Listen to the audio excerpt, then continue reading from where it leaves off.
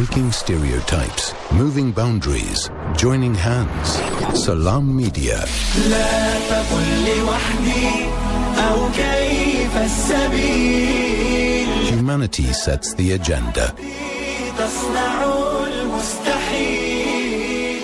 But right now we're going across to be joined by German journalist Martin Lejeune, looking ahead at the world's largest tourism trade show. Martin, good morning to you and welcome to the show. Good morning. Thank you for having me. Yes, wonderful that you are able to join us this morning. Now, looking at ITB Berlin, the world's largest tourism trade show, what makes it such a huge, such a mega, such a massive event, Martin? It is really unique in the world because it has around 10,000 exhibitors from more than 180 countries around the globe. And they are presenting all kinds of aspects of traveling. So they show you destinations of all continents, the countries they present themselves. This year, Georgia, the capital is Tiflis, they have a special hall. They have a focus on Georgia, so each year it's changing, but also there are all kinds of countries, including South Africa, of course, India, China, even the Palestinian territories. They have a stand, so you can visit Palestine, and they tell you what's going on there. You can talk to tour operators, and they also have a convention that's really huge. Let me tell you about one topic that's very important. This is sustainability, how you can travel in a sustained way. For example, they have a topic that's called the global economy and the great transformation outlook and implications for the tourism industry in terms of sustainability. Yes, Martin, I think what is important also to understand is after the COVID era, and we know the whole travel tourism industry had taken a huge knock. And now that, we are out of the COVID era, a lot of focus will be on reviving the tourism and the travel industry. Yeah, so the corona pandemic, the COVID-19 disease, that was really a great impact on the global tourism industry. As you know, there were shutdowns around the globe, restrictions, especially regarding traveling. As you know, for countries as New Zealand or China, just to name two of them, they had the zero COVID policy. So their strategy was to wipe out the pandemic and not to let anybody inside the country. So you just could not travel to these destinations. And this had a huge impact globally on tourism. So, hotels did not open. Airports closed. Everything was really negative through the eyes of the tourism industry. And now it's also this ITB, this largest travel show, did not happen for the last 3 years. It's now the first show after the global pandemic. And now everybody is so enthusiastic and has a perspective to go on with worldwide traveling. And now why they think so much about transformation on a global scale, how to make it more sustainable.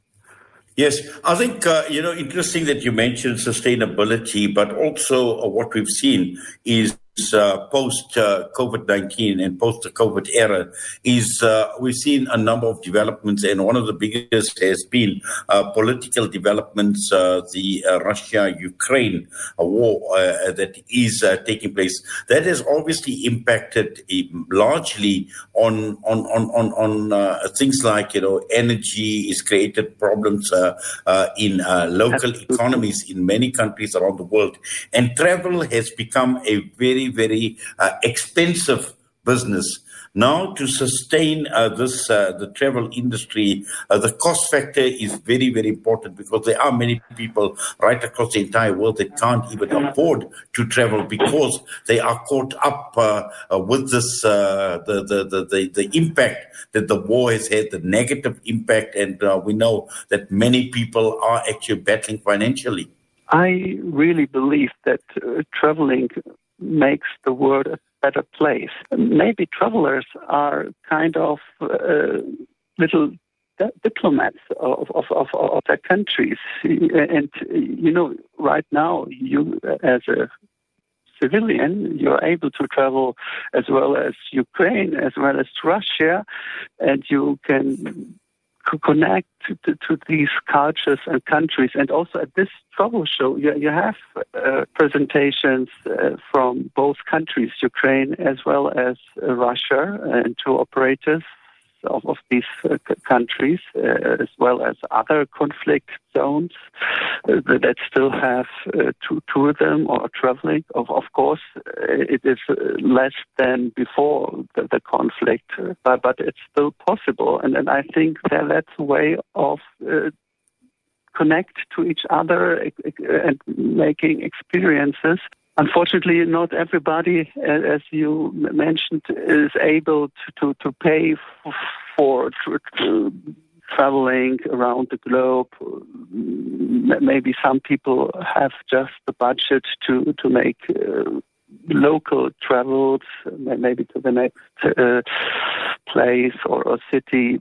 But I think it should be changing, that traveling is more affordable.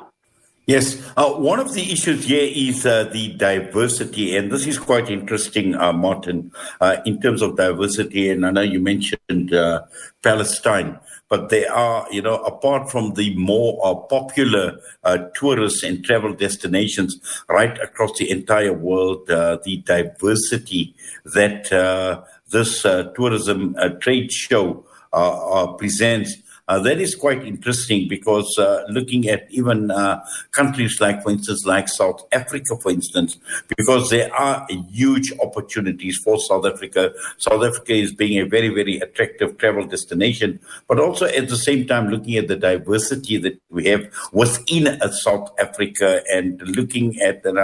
I've just seen a note where I've been asked to make mention of opportunities for South Africa, and also looking at Islamic travel in terms of the Muslim travel industry that is represented.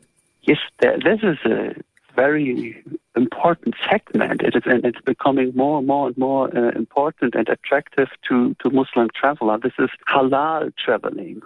There's even halal cruising ships that that offer cruising travels in a halal lifestyle without alcohol and special areas for women and families, the same as halal hotels. This is also a growing segment. So this is a hotel where you have a dinner area for families and a separate dinner area for men. And also they do not serve alcoholic drinks, so there's no bar for alcohol. And also if there is, for example, a beach at a halal hotel, then they have a separate beach area for women and for families. This is a growing segment, and also this largest trading travel show of the world, presenting these areas for diversity, for halal lifestyle, so you can get information about it, where to find these places, which destinations suit you. And at this convention, which is also the largest tourism convention and conference in the world, with hundreds of talks and presentations, you can get all day long, from the morning till the evening, talks and information about authentic traveling as you like. So there's really something for everybody, and it's going on just for 3 days eventually. So the last day is March the 9th. Martin, when is this event actually taking place? It is starting today. Officially, yesterday was the opening and the media day. So it's starting today and it's going until Thursday, the 9th of March. So it's officially just open for 3 days. It's a huge area, but you can also explore it online. If you're now listening to it in South Africa and you can't catch a plane to Berlin, it's called explore.itb.com. There you have online exhibition and you can follow events through the live stream if they are hybrid presentations, also in times of post-COVID pandemic. So you are able to follow some specials and convention events online through the ITB Explore. Well, it will be quite interesting following the events online for many of us who are thousands of kilometers away from Berlin right now. But for now, Martin, thank you very much for that, for unpacking what you have and for providing us with an insight into this world's largest tourism trade show. All the best to you, sir. Thank you so much again for having me.